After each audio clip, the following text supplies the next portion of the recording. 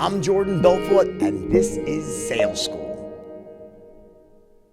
All right, short message from my number one sponsor, NetSuite. Here's the deal. If you're a business owner, you don't need them, NetSuite, to tell you it's tough to run a business, because it is, right? We all know that. Don't let QuickBooks and spreadsheets slow you down anymore. Now is the time to upgrade to NetSuite by Oracle. They're the world's number one cloud-based business system. They give you the visibility and control over your financials, HR, inventory, e-commerce, and more.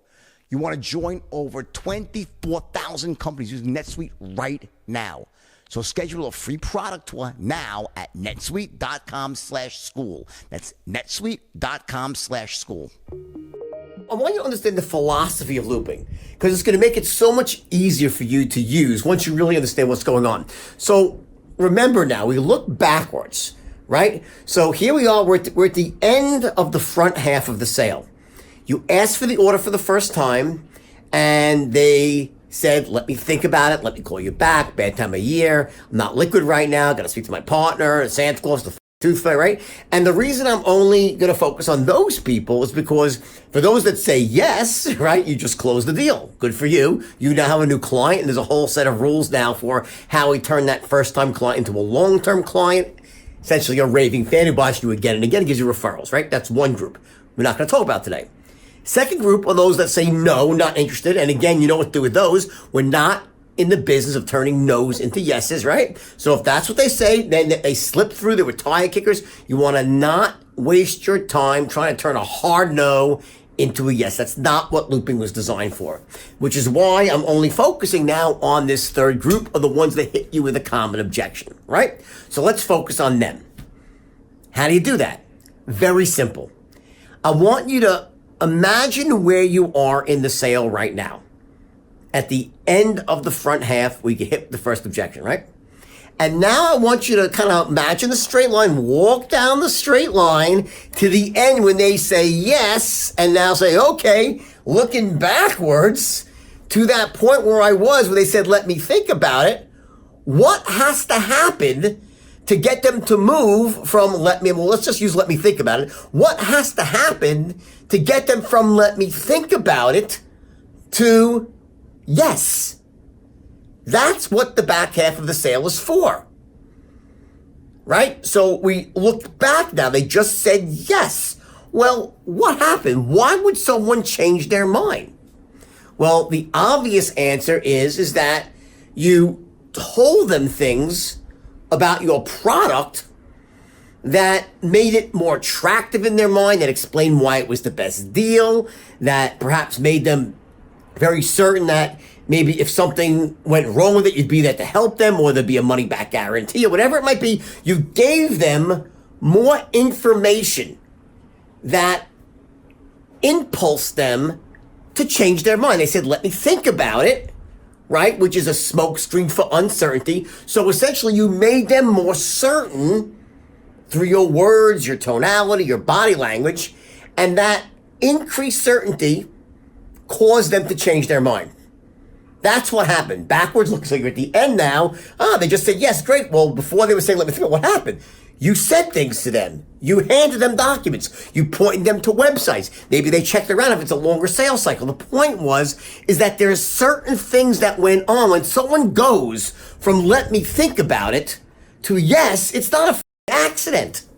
It's not like someone says, let me think about it, and you say, I've been doing this for a long time, and, when people think about it, they typically put it in the back of their mind, they decide against it. I know you like the idea, I don't want you to do that right now. You just give me one. That doesn't change anyone's mind. To tell someone why they don't need to really think about it, or why people who think about it end up coming in last in life, or why, call me back is not a strategy that's really sustainable for them because they're too busy, they won't call you, you're busy, they're busy. That stuff, those rebuttals to the objections, that's not where the magic lies in the straight line. It's not the magic lies in selling. Remember, look backwards. What had to happen for someone to change their mind? The answer is you gave them new information. You said things to them. You showed them documents. You made some type of airtight, logical case from the frame. Remember, you start with a frame, and then you ask for the order. And they say, let me think about it.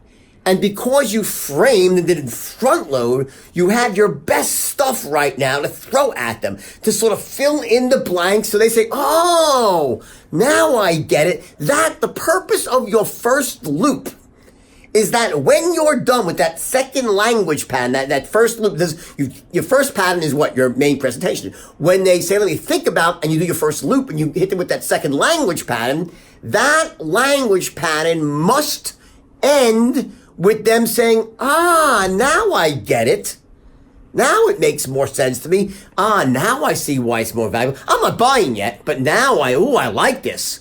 So while you said to them, does the idea make sense to you? Do you like the idea, right? That's how you open the loop, and they say, yeah, it sounds pretty good.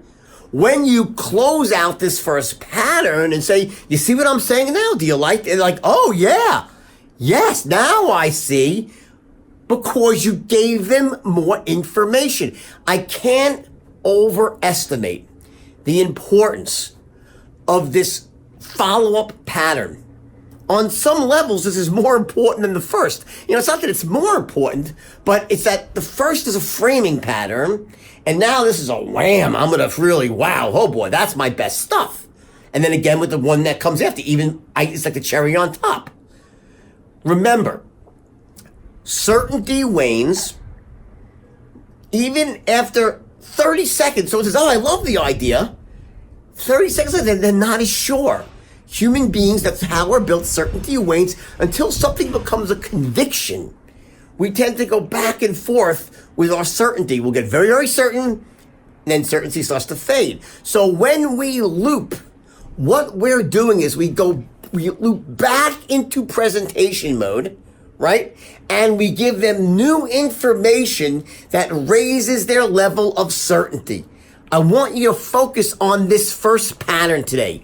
Just this first pattern right now. Forget it, not even your Forrest Gump pattern. We'll handle your Forrest Gump pattern tomorrow. I want to handle this pattern by pattern. Make sure that today, okay, which is going to be, I think, for everyone, Thursday, right? I want Thursday to be the day that you spend 15, it just takes 15 minutes. Spend 15 minutes, look through that first pattern after they select anything and say, is this the best I can do, or can I make it better? And make it better. Make sure that every word out of your mouth, every tonality of the company, every body language, just make sure you're right on target. So when you're done with the pattern, and you say, you see what I'm saying? Does it make sense to you now? They say, oh yeah. That's what this first pattern is about.